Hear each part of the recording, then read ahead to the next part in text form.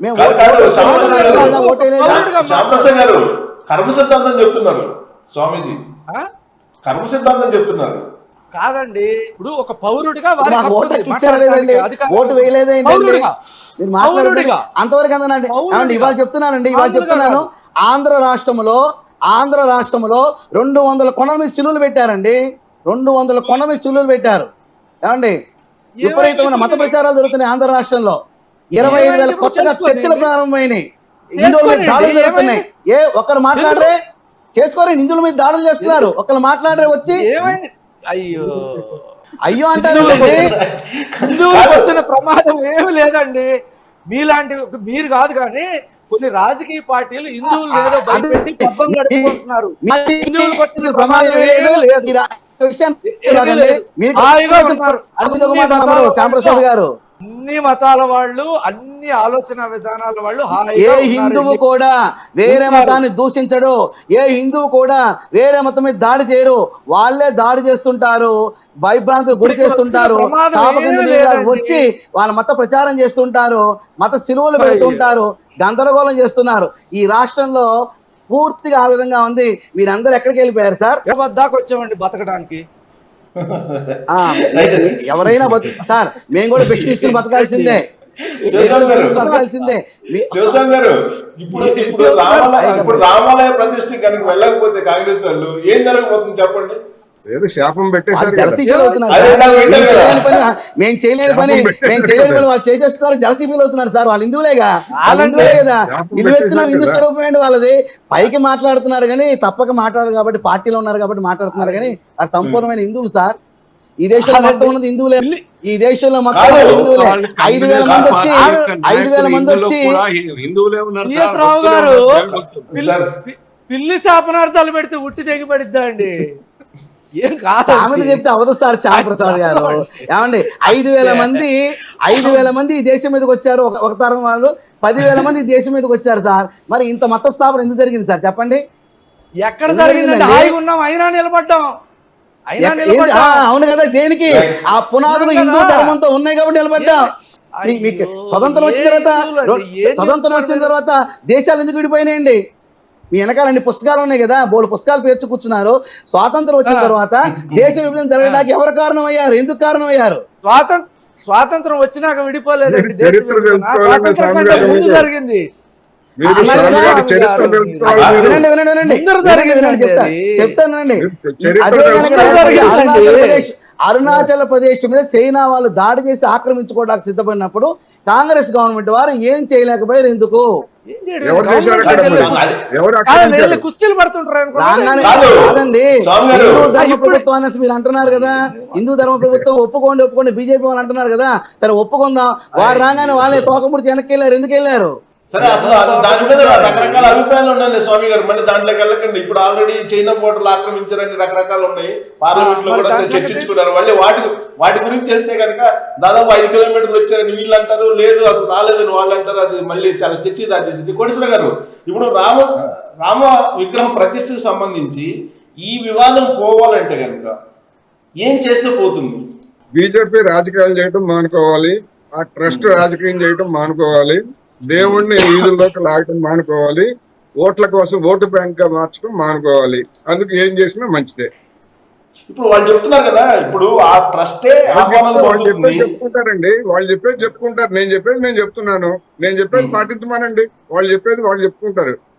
వాళ్ళు చెప్పేది కదా. నరేంద్ర మోడీ గారు దైవాంశ సంబుద్ధుడు అన్నాడు. నేను ఎందుకు అంగీకరించాలి? మీరు అంగీకరించిన వాళ్ళు అంగీకరిస్తారండి. మీరు ఎందుకు అంగీకరించబోకండి సార్? అది వేరు. మరి ఏం చేయాలంటే నేనేం చెప్తాను? చెప్పాలండి. నేను రాజ్యాంగానికి వ్యతిరేకం. అది రాజ్యాంగానికి వ్యతిరేకం. ప్రజలు నిర్ణయిస్తారు. అది రాజ్యాంగానికి వ్యతిరేకం. నేను దైవాంశ సంబూతుండని ఎవరైనా చెప్పుకుంటే రాజ్యాంగానికి వ్యతిరేకం. అది దివ్యత్వముతో దైవత్వాన్ని సమాజంలో ఎవరైనా పొందవచ్చు. రాజ్యాంగానికి వ్యతిరేకమైనటువంటి మాట. రాజ్యాంగానికి వ్యతిరేకమైన మాట అది. అనేక మంది మేము ప్రవక్తలు అని చెప్పుకుంటున్నా లేదండి. ప్రవక్త అంటే ఏంటి? దైవదూతగానే చెప్పుకుంటారు ప్రవక్త అంటే. వాళ్ళు అదే చెప్పుకుంటున్నారండి. అవన్నీ అర్థం కావు సార్ అందుకనే మనకు, చెప్తున్నా. స్వామి గారు. అందుకనేనండి అది అది మన రాజ్యాంగానికి వ్యతిరేకం అది. ప్రియా కుమారుడు అది మన అవునండి. రాజ్యాంగానికి అయ్యా, వ్యతిరేకం. చెప్పానండి. ఎవరైనా ఏదైనా నేను ఖాళీ దేవుడిని స్థలం అని దొరికితే చెప్పేసి అంటే ఖాళీ స్థలం ఎవరైనా దొరికితే దేవుడిని అంటే అక్కడ జనాన్ని ఎర్రజెండా మోసం పాతేసి చేస్తారని ఓ పెట్టచ్చు. సంఘాన్ని పెట్టేసి దురాక్రమంగా ఆక్రమించుకోవడం మాత్రం అందరికీ తెలుసండి. ఒక ఖాళీ మీరు ప్లేస్ దొరికితే తప్పుదారి అక్కడ ఎర్రజెండా పెట్టేసి ఒక మీరు అసోసియేషన్ తప్పుదారి పెట్టేసి పట్టించొద్దు. ఒక సంఘం సూటిగా పెట్టేసి మాట్లాడండి. దురాక్రమణ చేయడం అనేది ఇంతకాలం చూస్తున్నాం కదా. ఇలా బలిపశువులు ఎవరు మాత్రం చేసిన నరేంద్ర మోడీ వ్యవస్థలు గారు ఆల్రెడీ ఏ చాలా రకంగా ఉన్నాయండి దేశ డ్రామా రాష్ట్రంలో. వాటిని ఖండించారు. మిషనరీ ఇంతమంది నరేంద్ర డ్రామా మోడీ గారు చేస్తూ చెప్పారు ఎవరు దురాక్రమణ ఆయన చేయలేదని. నిజంగా మీకు దైవతోతే తెలియదు. ఆయన నిజంగా దైవతోతే దైవాంశ సంభూతుడే. మీరు చెప్పేది కోటాను కోట్ల మంది ప్రజల భావన అండి. మీరు ఒకరు ఖండిస్తే తప్పకుండా మీరు మీ గౌరవాన్ని మీరు ఉంచుకోండి, మీరు ఖండించుకోండి, మీరు కాదనండి. కానీ లక్షల కోట్ల మంది ఆయన దైవాంశ సంభూతుడని మేము రాజ్యాంగ భావన వ్యతిరేకం చేస్తున్నాం. అది. ఎవరినైనా నేను ఏంటంటే, దేవుణ్ణి నాకు అవునండి, మహిమలు ఓ ఉన్నాయి జెండా పాతేసేసి నాకు మహిమలు ఒక ఎర్ర జెండా ఉన్నాయని చెప్పి పాతేసేసి చెప్పాలండి. ఓ రాజ్యాంగ సంఘం పేరు పెట్టి వ్యతిరేకం. ఆక్రమించుకోవడం దురాక్రమణ తిరుమల రాజ్యాంగ వ్యతిరేకం కాదండి. అది ఇంకా చాలా నేను చిన్న చిన్న నేను విషయాలు సమాజంలో చాలా ఉన్నాయి అది సార్. నేను వాటి మీద పోరాటం చేయండి మీరు.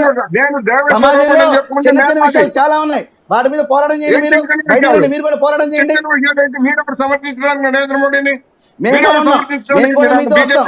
మీరు ఏమైనా బీజేపీ అయ్యా, చెప్తుందా? కోటేశ్వరరావు గారు, స్వేచ్ఛ ఉంది. కోటేశ్వరరావు గారు, మేము కూడా మీతో రాజ్యాంగం వస్తాము. ఇచ్చినటువంటి యొక్క సమాజంలో హక్కుని సమస్యలు మాట్లాడే చాలా హక్కు, స్వేచ్ఛ ఉన్నాయి. ఉన్నది. కలిసి ప్రయాణం భావ చేద్దాం. ఆ వ్యక్తీకరణ ఏంటండి? రాజ్యాంగ విరుద్ధం లాయర్ గా మీకు తెలియదా? నేను దేవుడిని ఎవరన్నా రమ్మనండి. ఏ మాట రాజ్యాంగం మీరు ఇస్తుందో లాయర్ దైవాంశ మీరు సంపూర్ణ లాయర్ దేవుడు మీరు లేడు. లాయర్ నేను దేవుడిని దేవుడిని కాదు. నాకు మహిమలు ఉన్నాయి. నాకు ఈ కార్యక్రమం దేవదూత అప్పగించాలని చెప్పేసి దేవుడు ఎవరన్నా లేదే. చెప్పుకుంటే చట్ట ప్రకారం శిక్షించవచ్చా లేదా? మీరు లాయర్ చెప్పండి. లేదు. లాయర్ అంటే చెప్పండి. ఒకరిని విశ్వసించమని ఏమండి? చెప్పండి. నేను ఫీల్ అవుతున్నాను, కాదు, నాకు నా కోటేశ్వర- అదృష్టంగా భావిస్తున్నాను అని చెప్తున్నారు. జనాన్ని మోసం చేస్తున్నారు. జనాన్ని మోసం కోటేశ్వర గారు, ఈ నరేంద్ర మోడీ దేశంలో గారు, వేల కొద్ది కోటేశ్వర గారు, మిషనర్లు వారి యొక్క చర్చిలలో ఏ రకంగా మాట్లాడుతా ఉన్నారు, ఏ అది రకంగా తప్పేనండి. ప్రజల్ని అది కూడా వారిని తప్పే. ఖండించినా అది కూడా తప్పే. వాటిని చర్చిలో చెప్పినా ఖండించినా మసీదులో చెప్పినా దేవాలయంలో చెప్పినా బయట చెప్పినా అది కూడా తప్పే. అది కూడా నేరమే. ఇప్పటిదాకా ఎందుకు అది కూడా ఖండించారు నేరమే. సార్? ఇప్పటిదాకా నేను ఎందుకు ఎందుకు ఖండించారు? ఎవరు? ఖండించలేను. ఏ రకంగా మభ్యపెట్టే ప్రయత్నం చేస్తా ఉన్నారు కన్వర్షన్ కోసం? దేవుడు నీ ఒడిలోకి వచ్చినాడు, దేవుడు నీ మదిలోకి వచ్చినాడు, నీ కనబడుతుడు కళ్ళు మూసుకుంటూ ఏ రకంగా మరి డ్రామా అదే చేస్తూ తప్పు ప్రజల్ని మీరు అదే తప్పు మీరు- నరేంద్ర మీరు- మోడీ మీరు- గారు మీరు- చెప్పారు. ఒక మీరు- ప్రధానమంత్రిగా ఒక ప్రధానమంత్రిగా దాడి నరేంద్ర చేయమని మోడీ చెప్పాలి గారు మీరు. తప్పు చేయడం ఏంటి? ఏంటి? ఎవరు రక్షించాల్సింది ఎవరు? ఏమైనా తప్పు? ప్రధాన మోదీ గారు వ్యక్తి తప్పు ఆ తప్పు చేయలేదండి. చేస్తే మోదీ గారు రక్షించాల్సింది ఎవరు? తప్పు చేయలేదండి. మోదీ గారు తప్పు చేయలేరు. ఒక్క నిమిషం శ్రీనివాస్ గారు, ఒక్క నిమిషం కోటేశ్వరరావు అండి. గారు, కోటేశ్వరరావు గారు, కోటేశ్వరరావు గారు, ఒక్క నిమిషం, ఒక్క నిమిషం. శివప్రసాద్ గారు, ప్రసాద్ గారు, ఒక్క నిమిషం. 5 seconds. ఒక్క నిమిషం ప్రసాద్ గారు, ఒక్క నిమిషం. 5 seconds. మోడీ గారు చేసినటువంటి టీటీ యాస్టిస్ గా నేను చదివి వినిపిస్తాను. దాంట్లో అబ్జెక్షన్స్ కోటేశ్వర గారు చెప్తున్నారు కదా, దాంట్లో ఏముంది నేను చెప్తాను. సో మన గ్రంథాలు చెప్తున్నట్టు భగవంతుడి యజ్ఞం కోసం, ఆరాధన కోసం మనలో ఉన్న దివ్య చైతన్యాన్ని మేల్కొల్పాలి. దీనికోసం మనం పాటించాల్సిన కఠినమైన నియమాలను మన గ్రంథాలు తెలియజేస్తున్నాయి. నాకు సాధువులు సూచించిన ప్రవర్తన సూత్రాల ప్రకారం ఈ రోజు నుంచి 11 రోజుల పాటు ప్రత్యేక ఆచారాన్ని ప్రారంభిస్తున్నాను. ఎన్నో తరాల కలలు కన్న సమయం ఆసన్నమైంది అని మోదీ అన్నారు. ఆ భగవంతుడే తనను భారతీయుల ప్రతినిధిగా చేశాడని చెప్పి ఆయన ట్వీట్ చేశారండి. మరి దొంగ బాబాలకి ఆయనకి తేడా ఏముంది? నేనే దేవుడిని అని చెప్పుకునే దొంగ బాబాలకి ఏ మతంలో వాడైనా నేనే దేవుడిని దొంగ బాబా- దైవదూతని చెప్పుకునేటువంటి వాళ్ళకి ఆయనకి అంటే తేడా ఆ ఏముంది? భగవంతుడే భారతీయ ప్రతినిధిగా పంపించారని చెప్పారు. కోటేశ్వర గారు, మీరు చాలా తప్పుగా మాట్లాడుతున్నారు. లక్షల నేను లక్షల తప్పుగా మంది కరెక్ట్గానే స్వామీజీలో మాట్లాడుతున్నాను. నేను చట్టబద్ధంగానే చెప్పండి. మాట్లాడుతున్నాను. ఒకళ్ళిద్దరు దొంగ వాళ్ళు నేను ఉండొచ్చు. చట్టబద్ధంగానే చెప్పండి. మాట్లాడుతున్నాను. దొంగ నేను పాస్టర్లు, దొంగ ముల్లాలు, మోలీలు బోల్డ్ మంది ఉన్నారండి. వాళ్ళ గురించి ఎప్పుడు అందరినీ ఖండించారు? దొంగ చెప్తున్నాను. బాబా నేను అదే మీరు చెప్తున్నాను. చెవులు మీకు వినపడకపోతే నేనేం చేయలేను. నేను అన్ని మతాలకు చెందినటువంటి వాళ్ళని చెప్పాను. నేను మీకు వినపడకపోతే నేనేం చేయను. ఎవరు చెప్పినా ఏ మతం వాటి మీద లేకపోతే మీరు ఏం ఎన్నడూ చేయాలి? కూడా వాళ్ళ యొక్క పండుగ ఎన్నుడు ఇట్లా ఈ రకంగా కోపంగా వ్యవహరించలేదే. ఇప్పుడు ఎందుకు మోడీ గారు వ్యవహరిస్తున్నారు? పలికిన వాక్యం కళ్ళ అమృతంగా ముందర ఉంది. చీట్ ఏ చేస్తూ మోడీ గారు పలికిన నాకు ప్రతి వాక్యం నరేంద్ర మోడీ గారి అమృతంగా మీద, ఉంది. పెద్దల్ని శ్రీనివాస్ గారి మీద, గౌరవించారు, శివశంకర్ గారి సాంప్రదాయాన్ని మీద నాకు ఎలాంటి గౌరవించారు, కోపం లేదు. శాస్త్రాన్ని గౌరవించారు, పెద్దల్ని గౌరవించారు, సాంప్రదాయాన్ని గౌరవించారు. ఇన్ని ఈ కబుర్లన్నీ చాలండి. Time waste. సుభాష్ గారు గౌరవించారు. ఇంకా దీని వల్ల అక్కడ వేస్ట్ ఏదో లేదు. కోటేశ్వర గారు, ఇప్పుడు కోటేశ్వర గారు, మాట్లాడారు. కోటేశ్వర గారు, ఒక్క నిమిషం. ఇప్పుడు ఇప్పుడు ఆయన భావన ఏంటంటే ఆయన ట్వీట్ చేసిన ప్రకారం ఆ భగవంతుడే తనను భారతీయుల ప్రతినిధిగా పంపించారని చెప్పి ఫీల్ అయ్యాడండి నరేంద్ర మోడీ. దాంట్లో అదేనండి తప్పండి అది జనాన్ని తప్పుదారి పట్టించడం, అది జనాన్ని తప్పుదారి పట్టించడం, అది దొంగ బాబా చేసేది కూడా అదే. ఏ మతానికి చెందిన వాళ్ళైనా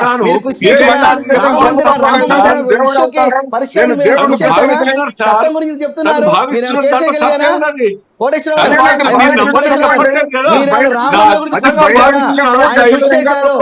కోర్టులో కేసు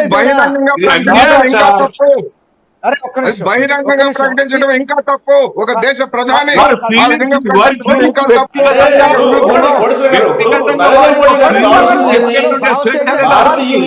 భారతీయులకి భగవంతునికి మధ్య నేను ఒక సాధనం అని చెప్పి అంటున్నారు. తప్పంటారు. ఏమన్నా చెప్పనివ్వండి, ఏమన్నా ఆయనకి రైట్ లేదు, అటువంటి రైట్ ఎవరికీ లేదు. ఎవరు చెప్పినా కానీ అది మోసం, పక్కా మోసం. అది ఎందుకు మోసం అవుతుందండి? నేను ఎందుకు ఎందుకు మోసం? మోసం అంటే ఎందుకు మోసం అంటే నేనే చెప్తాను. ఎందుకు మోసం అని మీరు చెప్తున్నాను నేను. కష్టపడ్డారు రామ మందిరం గురించి? విశ్వాసాలను నేను కష్టపడలేండి, నేను కష్టపడలేండి రామ మందిరం గురించి. కేసేసారా?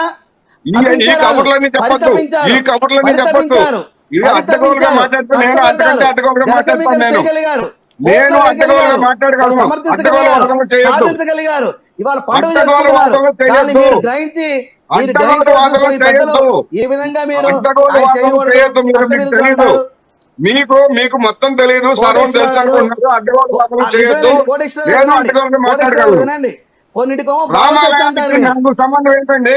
రామాలయానికి నాకు సంబంధం ఏంటి? నా ప్రధానమంత్రి నేను దైవాంశ సంపుతుండని చెప్తే దాన్ని కాదంటున్నాను నేను. దాని గురించి మాట్లాడండి. మిగతా రామాలయం గురించి మీకెందుకు? ఎందుకు వచ్చారు మీరు ఈ డిబేట్ లోకి? ఎవరు వచ్చారు? ఈ డిబేట్ లోకి ఎందుకు వచ్చారండి? మీరెందుకు వచ్చారు? మీరెందుకు